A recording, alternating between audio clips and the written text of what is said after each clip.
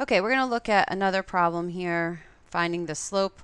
I've taken a little time to write some stuff before the video started. Oops, and I just made my computer mad. Okay, so we have our function here, y equals negative x plus 3, so our function is negative x plus 3, and we're looking at the point 1, comma 2. We're asked to find the slope. So let's go ahead and do that.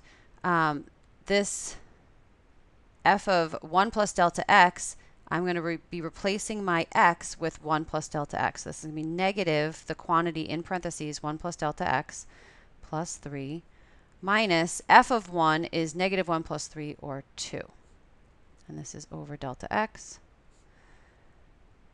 So let's clean up that numerator a little bit. We're just going to get, this is negative 1 minus delta x. When I combine all my like terms, I get negative 1 plus 3 minus 2.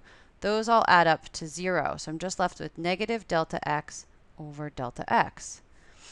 And we see we have a common factor here, right? And if I try to do direct substitution at this moment, I get 0 over 0. That's not equal to 1. But delta x over delta x has a common factor. And so this limit is equal to the limit as delta x goes to 0 of what's left, which is just negative 1.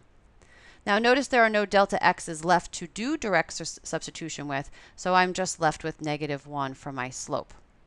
Okay, so the slope is negative 1 at the point 1, 2. If I try to write my equation for the line that's tangent, I'll stick with, I guess I was doing green before. I think it was a darker green. I don't know why I'm obsessing. Okay, so we have y minus the y coordinate would be 2 equals negative 1 times x minus the x coordinate, which is 1. Okay, now if I just look at this and don't think too hard about it, I could be done. But what I want us to notice here is that the function we happen to be looking at was, in fact, a linear function. So it's sort of silly to have gone through all of this limits and calculus when I'm asking you for the slope of a line. And what I hope you even thought of before I started this problem is, why are we doing all this work? We know m is negative 1, right? So all of this calculus really is just to show you that, in fact, yes, this still means slope. It still will find a constant slope for a linear function. It will still give you the right answer, but certainly that is the long way to do it. And a little bit of simplifying over here, if I distribute my negative 1, y minus 2 equals negative x plus 1, add 2 to both sides, and in fact, I see the original equation, y equals negative x plus 3. So the tangent line